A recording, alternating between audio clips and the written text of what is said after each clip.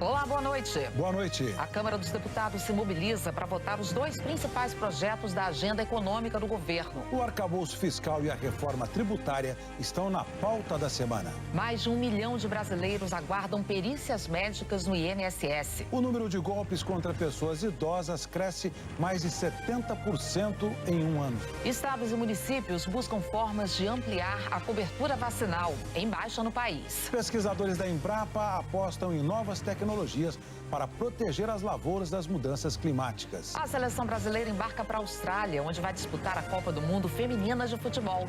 O Jornal Nacional está começando.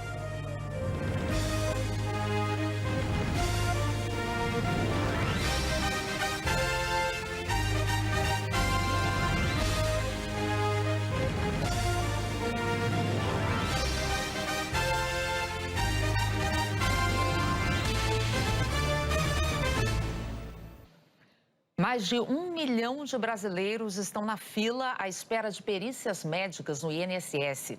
O número é 14% maior do que o registrado em dezembro do ano passado. A Sabrina trabalha com cobrança. Não é fácil.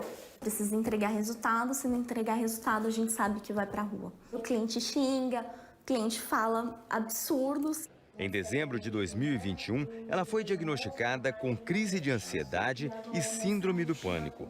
Ela conta que no primeiro exame do INSS, o perito tocou nas mãos e nos pés dela e disse que ela estava apta para o trabalho. Mas as crises continuaram e ela ainda não conseguiu passar por uma nova perícia, 1 ano e meio depois de ter pedido. Agora, Sabrina não tem mais dinheiro para pagar os médicos nem os remédios. Eu sei que se eu parar o tratamento agora eu vou voltar a ter crise.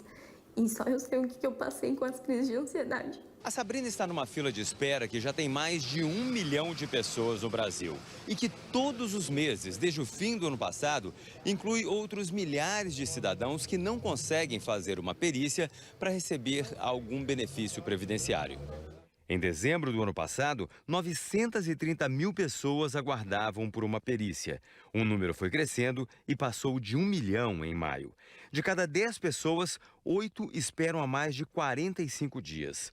Mais da metade delas não tem nem a perícia inicial, por isso não recebem nenhum benefício. A Associação Nacional dos Peritos Médicos diz que 30% dos pedidos poderiam ser descartados, porque usam CPFs de quem não trabalha, crianças ou aposentados, por exemplo, e defende a adoção emergencial do Ateste Med para reduzir a fila, como já foi usado. O cidadão conseguia colocar remotamente um atestado médico, é feita uma verificação da credulidade desse atestado, sem entrar no mérito da incapacidade, e o benefício era concedido às custas do INSS. Isso fez com que não tivéssemos fila durante a pandemia.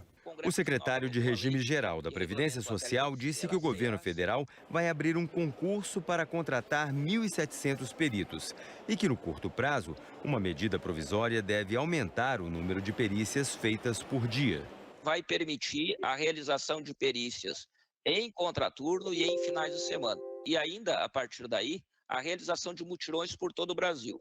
O governo também vai adotar a teleperícia, já aprovada pelo Tribunal de Contas da União.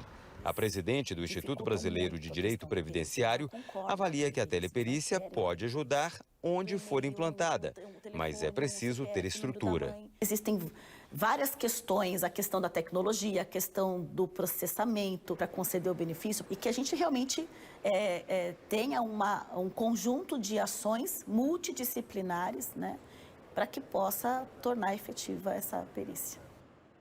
A Polícia Federal cumpriu mandados de busca e apreensão em Belo Horizonte contra uma quadrilha que vendia seguros de carro falsos para clientes de todo o Brasil.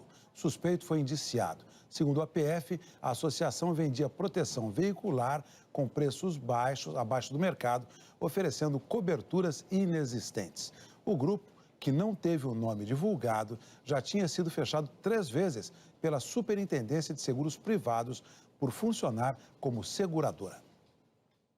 Dados oficiais do governo mostram que o número de golpes contra pessoas idosas cresceu mais de 70% no país este ano em relação a 2022.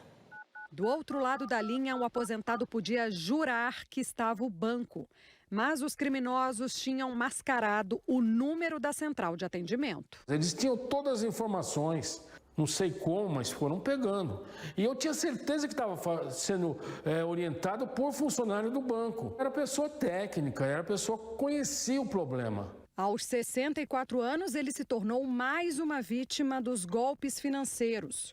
O Disque 100 do governo federal registrou nos 5 primeiros meses do ano mais de 15 mil denúncias de violações financeiras ou materiais contra idosos. 73% a mais do que no mesmo período do ano passado. Com o avanço tecnológico, os mais vividos se tornaram ainda mais vulneráveis. Esse número de denúncias pode até ser maior, dado o constrangimento, a vergonha que muitas pessoas idosas têm porque passaram, por uma situação constrangedora e violenta contra si mesma. Muitas vezes quem cai em um golpe não sabe bem o que fazer. Um dos caminhos é procurar grupos de proteção aos idosos, associações.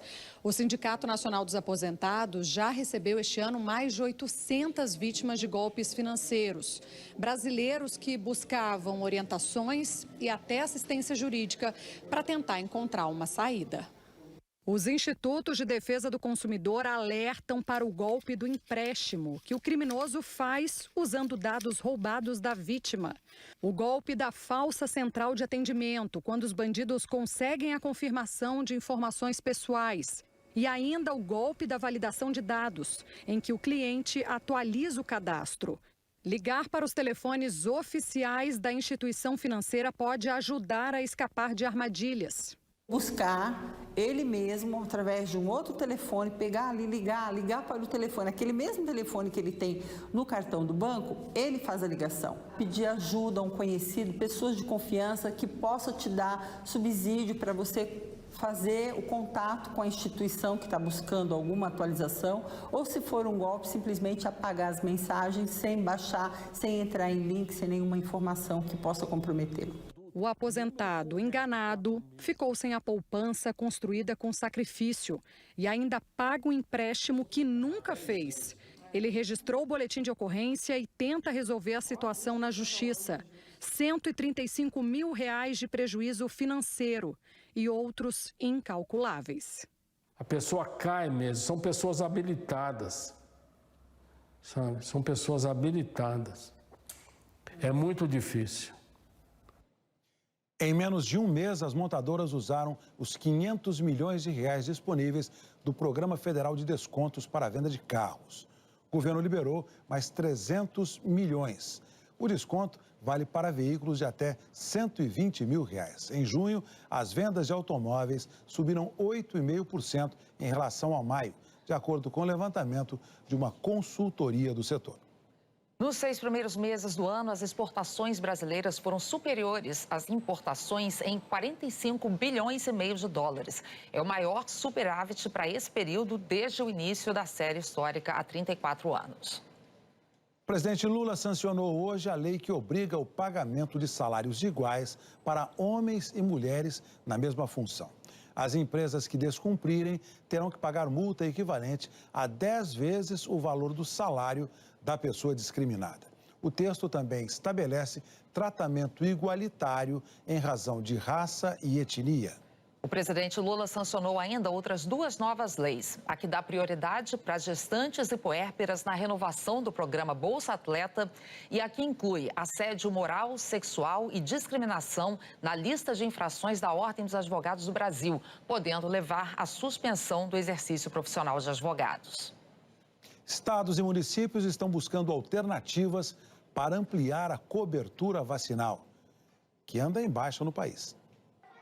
Se a visita ao posto de saúde está atrasada, a estratégia em São Paulo é ir até quem precisa ser vacinado nas escolas públicas. Não doeu nada. Foi rapidinho.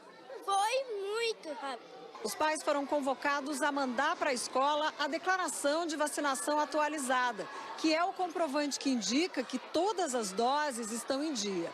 Quem não entregou ou não tem esse documento, veio aqui para a fila para fazer a checagem no computador.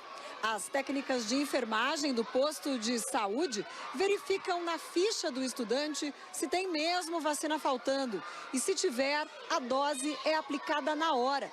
Tudo com autorização das famílias dos alunos. O pente fino nas cadernetas de vacinação dos alunos das escolas de São Paulo começou este ano. Já percebemos um aumento real na cobertura vacinal no primeiro trimestre. Vacinas, por exemplo, da polio, que estavam com cerca de 80%, 81% de cobertura, já chegou a 86%, quase 90% em algumas regiões. Os índices de imunização no Brasil vêm caindo desde 2015. No ano passado, todos ficaram abaixo do necessário, que é de 95% para a maioria das vacinas.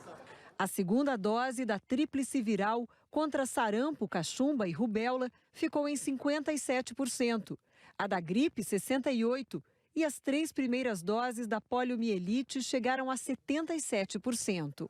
Só 2 estados atingiram a meta para a polio, Amapá e Paraíba. Eles fizeram parte de um projeto da Fiocruz criado para melhorar os índices. É um projeto muito importante que atuou em 3 eixos principais. Melhorar o acesso às vacinas. Segundo ponto, sistemas de informação, esse dado chegar com maior qualidade. E o último ponto, comunicação.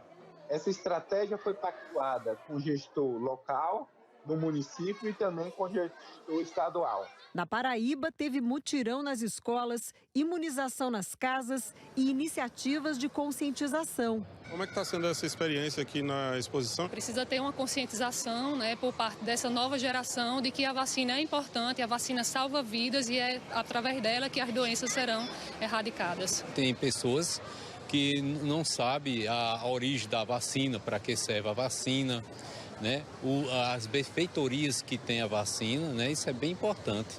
O Ministério da Saúde quer ampliar o acesso aos postos, combater a desinformação e aumentar investimentos.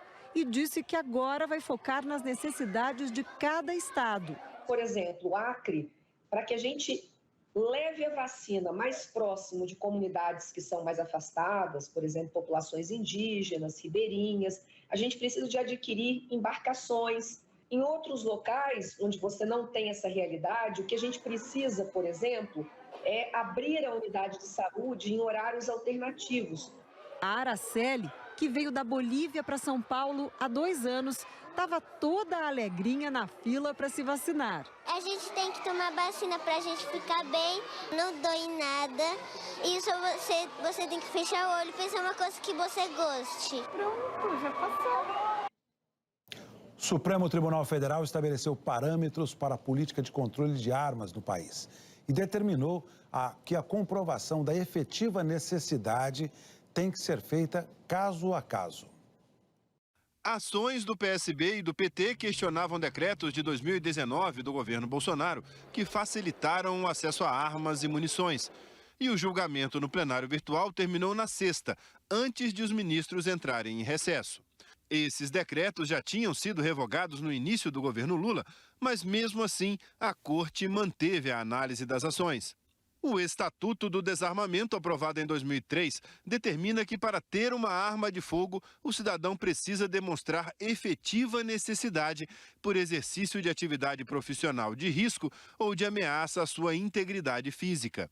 Mas um decreto de Bolsonaro estabeleceu que a efetiva necessidade já estaria automaticamente comprovada em situações como morar em uma cidade com mais de 10 homicídios a cada 100 mil habitantes, ou ser responsável por um estabelecimento comercial, o que facilitou a autorização para a compra de armas. Agora, o Supremo decidiu que uma pessoa só pode ter uma arma se demonstrar concretamente, por razões profissionais ou pessoais, que realmente precisa. E que o Poder Executivo não pode definir de antemão o que é uma situação de efetiva necessidade. Isso tem de ser avaliado caso a caso pela Polícia Federal. O tribunal também considerou inconstitucionais as normas que tinham ampliado a quantidade de munição que cada pessoa poderia comprar.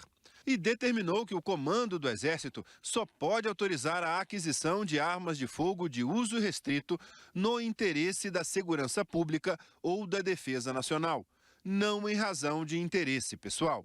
O Instituto Sou da Paz disse que, apesar de não mudarem a atual legislação, essas decisões são fundamentais. traça uma baliza importante para as regras de controle de armas. Ela traça um caminho para que o Executivo possa agora regular, dentro das suas atribuições, de forma responsável, uma política que tenha menos armas em circulação, que garanta a maior segurança da população e não o contrário. Nos Estados Unidos, a polícia da cidade de Baltimore informou hoje que está procurando por mais de um suspeito de ter matado 2 pessoas e ferido 30 num tiroteio em massa ontem numa festa de rua. Entre os feridos, 15 são crianças ou adolescentes. Não se sabe a causa do ataque nem se tinha um alvo específico. Israel lançou hoje a maior operação militar na Cisjordânia em 2 décadas. 9 palestinos morreram. Os ataques de drones com explosivos na madrugada foram seguidos por uma incursão por terra. Quase 2.000 soldados avançaram pelas ruas de Jenin em direção ao campo de refugiados, que fica na margem da cidade desde o início dos anos de 1950 e abriga hoje 14.000 pessoas. O que está acontecendo no campo de refugiados é uma verdadeira guerra, com ataques vindos do céu, diz esse motorista de ambulância.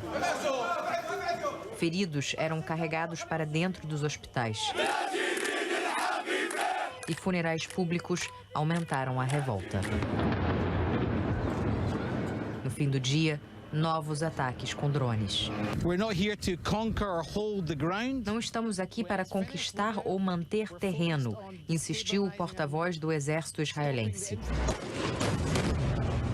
Segundo os militares, o objetivo é acabar com a infraestrutura do terrorismo dentro do campo, como centros de comando e depósitos de armas.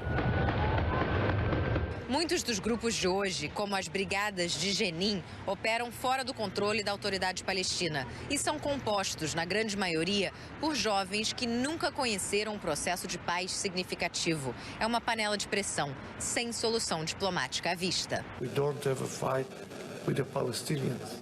Em Jerusalém, o ministro do Exterior fez questão de dizer que Israel não tem briga com os palestinos e que a luta é contra grupos terroristas financiados pelo Irã na região, principalmente o Hamas e a Jihad Islâmica.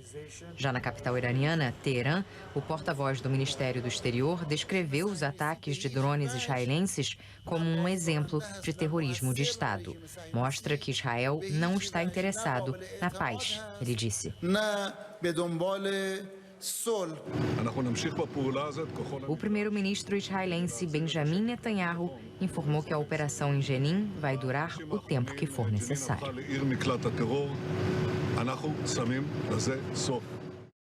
Em Israel, houve protestos contra o governo de Benjamin Netanyahu. A tentativa do primeiro-ministro de levar adiante um projeto de reforma que prevê o enfraquecimento do poder judiciário levou centenas de manifestantes às ruas.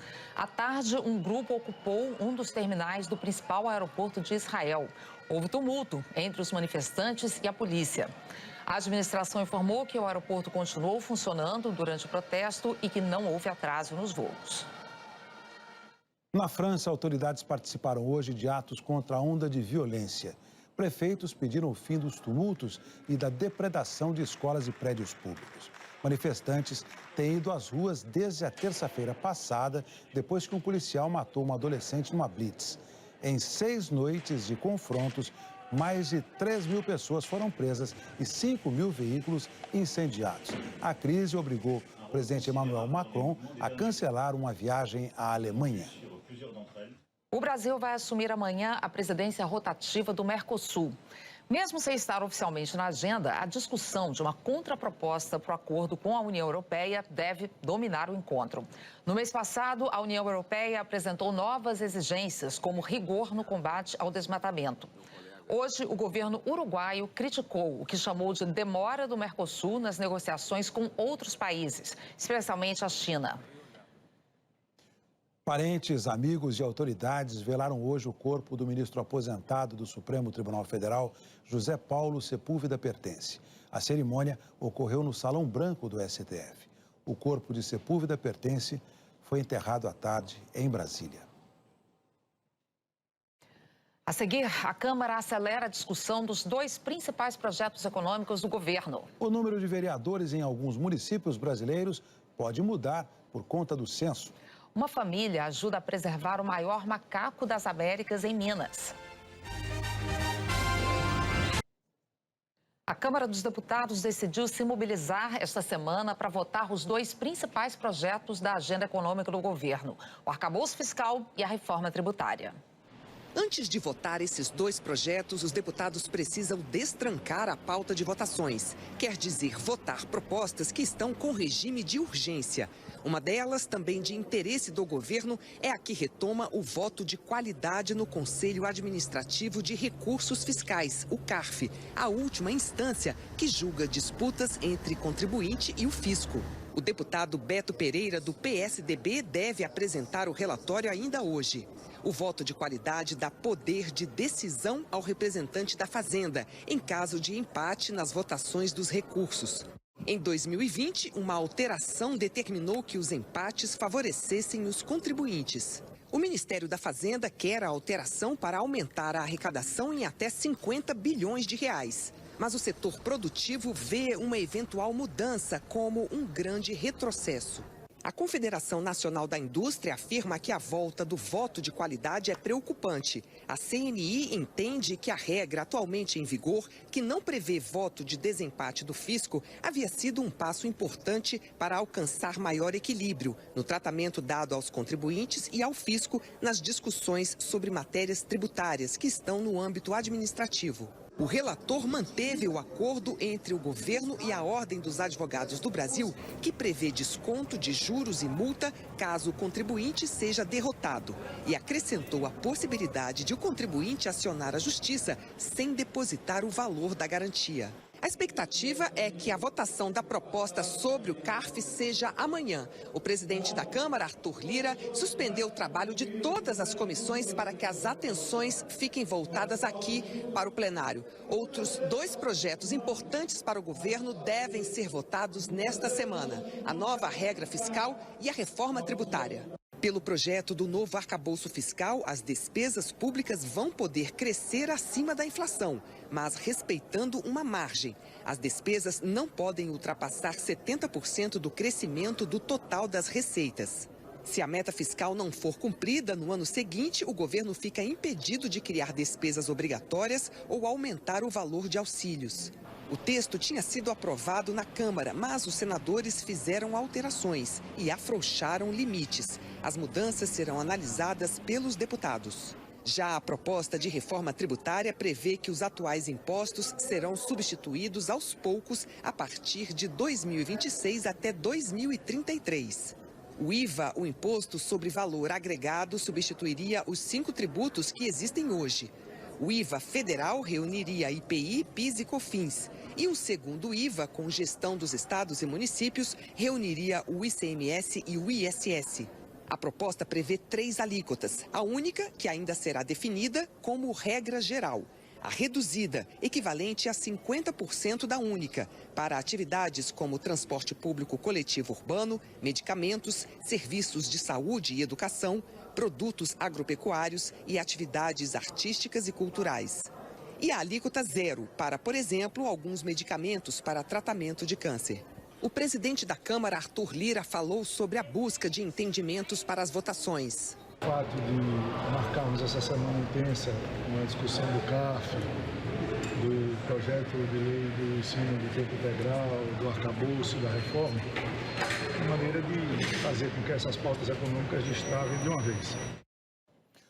Os novos números do censo 2022 impactaram diretamente o número de vereadores que alguns municípios terão nas próximas eleições. A Constituição Federal estabelece o mínimo e o máximo de vagas nas câmaras municipais, conforme o número de habitantes. Municípios com até 15 mil pessoas, como a histórica Tiradentes, por exemplo, podem ter até 9 vereadores. O máximo são 55, para cidades com população maior do que 8 milhões de pessoas, caso só de São Paulo. Mas o censo apontou que a população de 8 capitais encolheu. Em 4 delas, essa queda afeta o número de parlamentares: Belo Horizonte, Belém, Porto Alegre e Recife. Em Belo Horizonte, a redução pegou os vereadores de surpresa. Faz poucos meses que eles aprovaram o aumento do número de parlamentares, 2 a mais para as próximas eleições. Essa alteração foi proposta com base na última projeção do IBGE, que apontava para o crescimento da população, que não se confirmou no censo. O Legislativo da capital mineira vai ter que manter os atuais 41 parlamentares em 2024. Em 8 capitais, aconteceu o contrário. A população aumentou e o Legislativo Municipal vai poder ter novas vagas. A Constituição ela prevalece em relação às constituições estaduais e se, porventura, o município ele tem a previsão na lei orgânica de um número maior de vereadores, esse número não será observado porque nós devemos observar a Constituição e a Justiça Eleitoral vai utilizar a informação oficial, que é a informação da autarquia, do IBGE, em relação ao número de vereadores e, consequentemente, o encaixe no dispositivo da Constituição. Igor Oliveira, advogado especialista em direito eleitoral, diz que é normal essa mudança no número de vereadores, deputados estaduais e federais. Essa flutuação é natural porque na representação proporcional de vereadores e de deputados, a quantidade de representantes varia de acordo com a população. A regra da democracia. Pesquisadores da Embrapa estão apostando na tecnologia para evitar que as lavouras fiquem reféns das mudanças climáticas. São estudos que podem proteger agricultores e também consumidores. A agricultura é um dos setores mais vulneráveis da economia às mudanças climáticas. Extremos de calor e de frio, períodos de inundação ou estiagem são devastadores para a produção de alimentos. Mas essa realidade não é percebida por grande parte da população. Segundo pesquisa do IPEC, 44% dos brasileiros não relacionam a alta dos preços dos alimentos a fatores climáticos. O preço final dos alimentos também é afetado pelo custo do frete, dos combustíveis, da sazonalidade da produção, entre outras causas. Mas não é possível negar o impacto das mudanças climáticas. Eu coloquei nesse carrinho alguns produtos que sofreram alta nos preços nos últimos 12 meses, muito acima do IPCA, da inflação oficial e por causa do clima. Mamão alta de quase 40%, maracujá 33%, morango 19% e todos os tubérculos, o que nasce no fundo da terra e cresce por lá, farinha de mandioca, inhame, batata doce, tudo isso alta de quase 40%. O preço dos alimentos, que é decorrência da produção agrícola, depende das condições climáticas. Você pode, com as situações extremas, você ter quebras enormes de safra. Para reduzir o prejuízo causado pelo clima nas lavouras, cientistas brasileiros desenvolvem novas gerações de plantas. No laboratório da Embrapa Meio Ambiente, em Jaguariúna, no interior de São Paulo, uma bactéria extraída do mandacaru, espécie típica do semiárido nordestino, já é aplicada com sucesso em plantações de milho. Sob condições de seca, essa bactéria na raiz da planta, ela produz substâncias que hidratam melhor a raiz e a planta suporta por mais tempo a estiagem prolongada. Apenas 4 mililitros do líquido contendo a bactéria são misturados a 1 quilo de sementes que depois são plantadas. E aumenta as raízes, e as raízes crescem mais profundamente à procura de água. A descoberta é resultado de 12 anos de pesquisas. A nova tecnologia já foi registrada no Ministério da Agricultura para uso no milho e também na soja. E já estão sendo feitos testes nas culturas de cana-de-açúcar e café. Para a chefe da Embrapa Meio Ambiente, todos os produtos são seguros e abrem novos horizontes de pesquisa para enfrentar as mudanças do clima. Nenhum problema para a saúde humana, é um bioproduto, foi retirado da natureza. E essa tecnologia já está no mercado e está aí para realmente a gente conseguir minimizar esses efeitos, principalmente da seca que ocorre em diversas regiões do país. Vamos saber como fica o tempo amanhã e ao longo desse mês de julho. Já está ela, Jaqueline Brasil. Olá, Jaqueline, boa noite. Oi, Heraldo. Boa noite para você, para Ana e boa noite para você também. Esse mês será mais seco e mais quente do que o normal. O motivo é a influência do fenômeno El Niño. Como as frentes frias não serão tão intensas e as altas polares não vão avançar tanto, as temperaturas devem ficar acima da média nas áreas em tons avermelhados, em grande parte do país. Deve chover menos do que o normal, do oeste do Rio Grande do Sul até o sul de Mato Grosso do Sul e de Rondônia até o sul da Bahia. Onde está branco, a chuva fica dentro da média, que é baixa para esse período do ano. Com menos chuva e o tempo seco e quente, o número de queimadas pode aumentar. Amanhã a umidade do ar deve ficar bastante, vai cair bastante. Na área em amarelo, abaixo dos 30% e em laranja, abaixo dos 20%. É o caso de Cuiabá, com 13% de umidade e máxima de 34 graus. Em Palmas e em Goiânia, índice pode ficar em 25%, temperaturas em 36 e 31 graus. Tempo firme em quase todas as regiões, previsão de chuva isolada do Amazonas até o Pará, no litoral do Nordeste e também do Espírito Santo. Em Vitória e no Rio, deve fazer 25 graus. Em Florianópolis, 23, São Paulo, 21, Curitiba, 19. Em Teresina e Rio Branco, 34, 31 em Macapá, também em Fortaleza e 27 em Aracaju. Nessa semana, as manhãs ainda vão ser frias no sul e no sudeste. E as máximas devem ficar entre 24 e 27 graus. No centro-oeste, norte e em quase todo o nordeste, temperaturas permanecem altas, perto dos 35 graus. A chuva vai ficar concentrada nesses 3 pontos do mapa.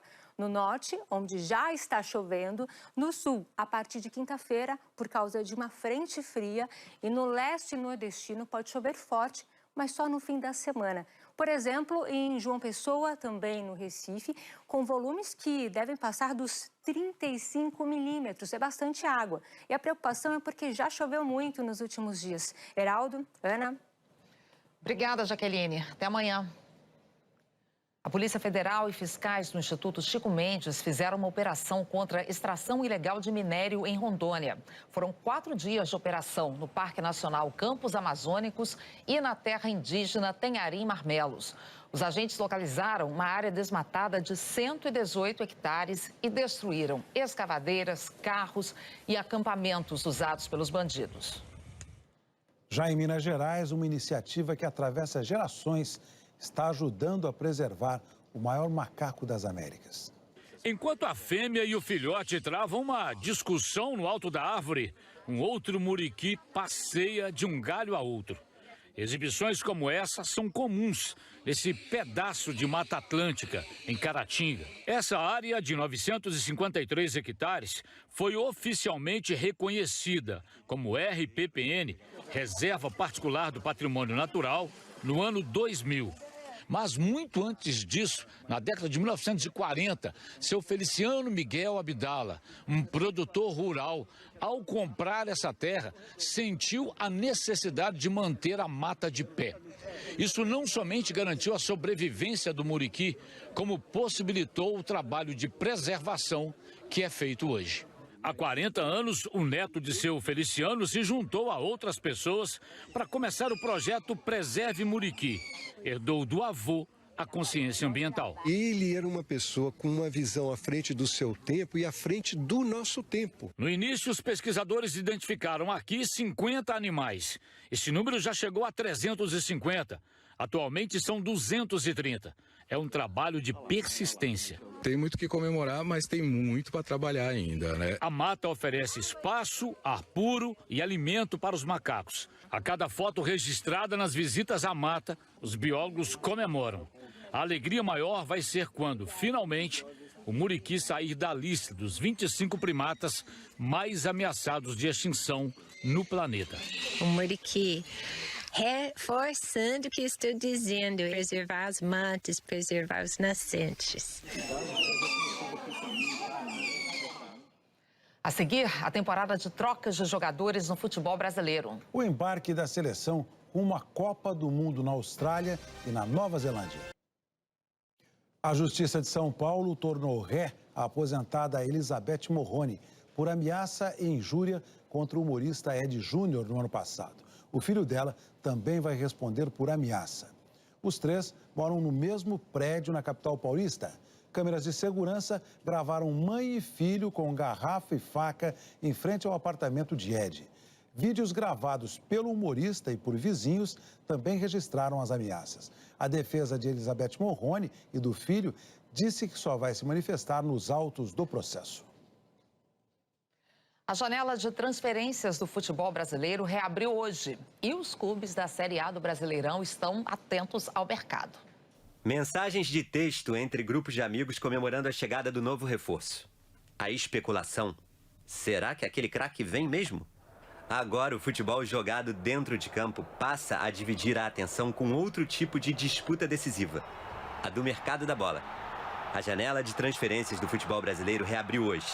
Um dos momentos mais esperados e, ao mesmo tempo, mais temidos pelos torcedores. Este é o segundo período na temporada em que os clubes podem registrar novos jogadores. É o tempo de reforçar as equipes. As transações podem ser tanto nacionais quanto internacionais. E alguns clubes da Série A já têm contratações confirmadas. O meia paraguaio Matias Rojas é reforço do Corinthians. O atacante Marinho deixou o Flamengo e vai defender o Fortaleza. Em contrapartida, o clube carioca trouxe o volante Alan, do Atlético Mineiro, o goleiro argentino Rossi, e hoje apresentou o atacante Luiz Araújo. O Internacional fez festa para a chegada do atacante Ener Valencia, um dos destaques do Equador na última Copa. Tem os retornos. É o caso da volta do Alexandre Pato ao São Paulo, do Lucas Silva ao Cruzeiro e do Ione Gonzalez ao Fluminense. E também a mensagem que chega com a outra notícia. Quando o clube perde jogadores, o Grêmio é o que tem mais saídas até o momento. Foram 5 nomes.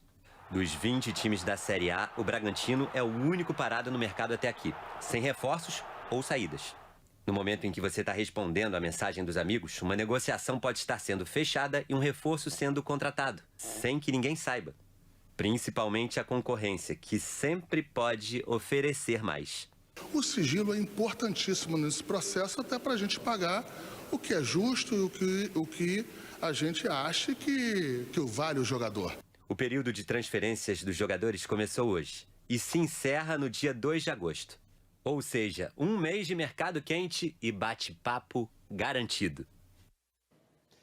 Seleção brasileira embarcou para a Austrália para disputar a Copa do Mundo Feminina de Futebol. Antes mesmo de amanhecer, Alessandro Sobrinho, auxiliar de rampa no Aeroporto Internacional de Brasília, tentava disfarçar a aflição no ambiente de trabalho. Ele estava esperando para encontrar e dar um abraço apertado na filha Nicole. A atacante de 23 anos seguiu com a seleção para sua primeira Copa do Mundo e para viver algo histórico. Pela primeira vez, a seleção feminina embarcou para um Mundial em um avião fretado e com vestimenta exclusiva para a ocasião. É importante, né? Acho que faz a gente se sentir bem. Nada mais legal do que o Brasil chegar muito bem vestido para a Copa. Aumenta a nossa confiança, a gente está muito feliz. Acho que mostra, né, o quanto as pessoas têm olhado com um olhar diferente para o futebol feminino. A delegação é a maior do Brasil até hoje. São 57 pessoas no total. As 23 jogadoras e as 3 suplentes e mais 31 profissionais entre comissão técnica, departamento médico e equipe de apoio e logística. As mulheres são mais da metade, 17 no total. A estreia vai ser contra a equipe do Panamá, no dia 24. Ontem, no amistoso contra o Chile, Nicole, a filha do Alessandro, fez o cruzamento para Gabi Nunes iniciar a goleada, que terminou 4-0 para o Brasil. Marta só jogou os 22 minutos finais e está curtindo cada momento que envolva a 6ª e última Copa da carreira dela. A pretensão da gente é ganhar essa Copa do Mundo e eu tenho certeza que depois disso muitas coisas legais vão acontecer, né? Mas é a minha última Copa do Mundo, sim. Eu só tenho a agradecer por ter, né, vivido esses anos todos na seleção e tá tendo ainda essa oportunidade de ir para minha última Copa do Mundo, a 6ª, né? Então, para mim é algo surreal. A partir de agora começa uma adaptação no fuso horário. Alimentação, descanso, tudo foi programado para que a seleção chegue na Austrália o mais descansada possível. Serão 24 horas de voo com uma só parada para abastecimento da aeronave. Para a seleção, começou a Copa do Mundo. Esse embarque, assim, daquela emoção, euforia. Está todo mundo preparado aí, muito feliz por a gente estar fazendo essa viagem. Espero que a gente possa chegar bem na Austrália depois de tantas horas e começar o trabalho. Como aí dia 24 e essa estreia na Copa do Mundo, e que seja um período abençoado aí pra gente. O Jornal da Globo é depois de Tela Quente. Uma boa noite para você.